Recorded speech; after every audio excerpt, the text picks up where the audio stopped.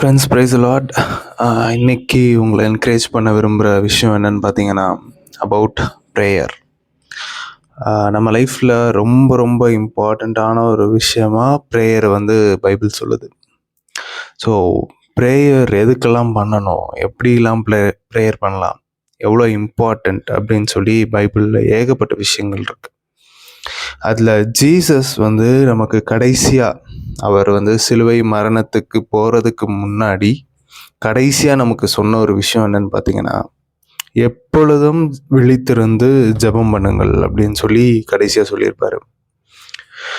அதாவது அது எவ்வளோ இம்பார்ட்டண்ட்டாக இருந்தால் அந்த விஷயத்தை அவர் சொல்லியிருப்பாருன்றதை நீங்கள் யோசிச்சு பாருங்க. எப்பொழுதும் விழித்திருந்து ஜெபம் பண்ணுங்கள். நிறைய நேரம் ப்ரேயர்னாலே ஒரு போரிங்கான ஒரு விஷயமா, இல்லை அதில் என்ன இருக்குன்றதே தெரியாமல் அதை நெக்லெக்ட் பண்ணுற ஒரு விஷயமா நம்ம வச்சுருக்கோம்.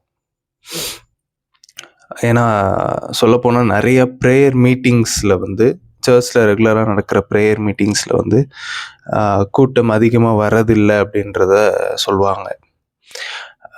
இன்னும் சில இடங்களில் பார்த்திங்கன்னா, எங்கே ப்ரேயர் மீட்டிங்கில் கூட்டம் அதிகமாக வராங்களோ, அதிக பேர் பார்ட்டிசிபேட் பண்ணுறாங்களோ, அங்கே பிளெஸ்ஸிங்ஸ் அதிகமாக இருக்கிறதையும் சொல்லுவாங்க.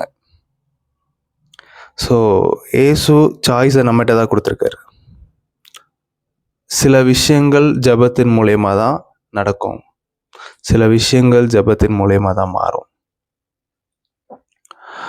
ஸோ இம்பார்ட்டன்ஸ் ஆஃப் ப்ரேயர் அதை நம்ம அண்டர்ஸ்டாண்ட் பண்ணி நம்ம தொடர்ந்து ஜெபத்தில் வளர நம்மளை கமிட் பண்ணுவோம்.